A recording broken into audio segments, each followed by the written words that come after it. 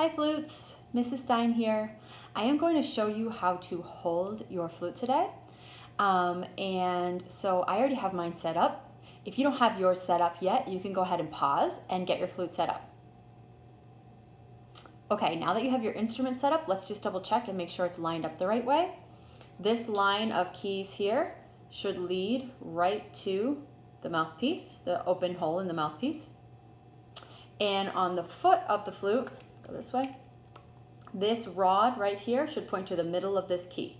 If you have the triangles on the back, use those. But if you don't, this rod leads right to the middle of this key. All right, so now what we're looking at today is where to put your fingers on the instrument.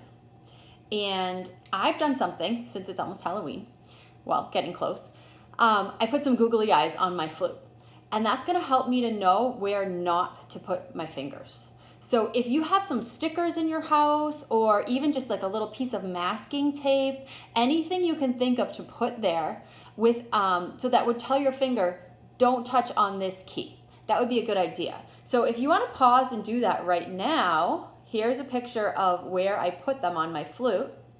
If you don't wanna pause and do that right now, that's okay, because I will include this later in the lesson, so you can add them on later if you want.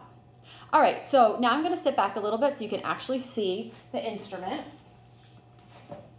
And we are going to pretend for a moment that you are playing a clarinet or a recorder, and you're gonna hold the flute straight up and down in front of you. I'm just resting it on my knee and holding it straight up and down in front of me. Now you're gonna take your left hand, the left hand makes an L, and I'm mirror of you, so don't try to do the same hand as me, but take the one that makes an L and put that on top.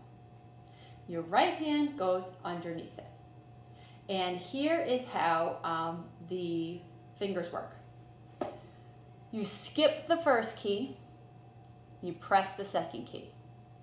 Then you skip this one, press this one, and this one. Those are the three fingers that we put down on top.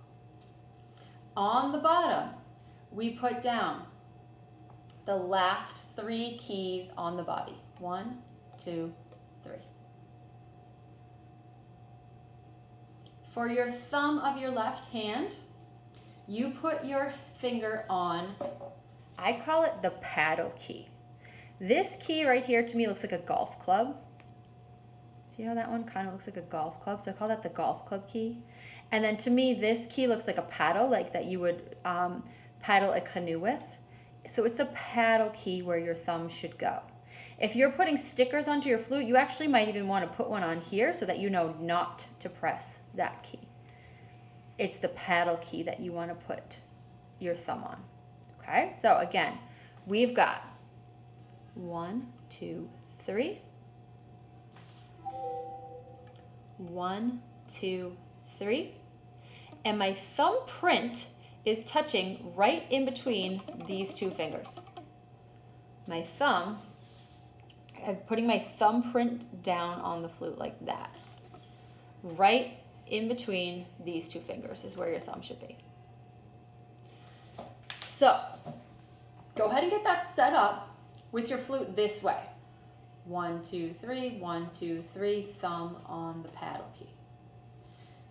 Now we're gonna go to the actual flute players and put our flute horizontal. Here is the tricky part.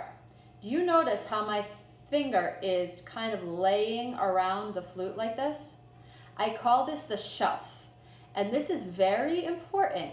When I go to actually play the flute, I need my flute to rest on the shelf. So as you turn your flute to the side, let it rest right there. Let it rest on your finger. And then bring the instrument up like this. So we have our fingers laying nice and curved over the keys here. And this flute is resting in your shelf right here. Now you can practice making tone.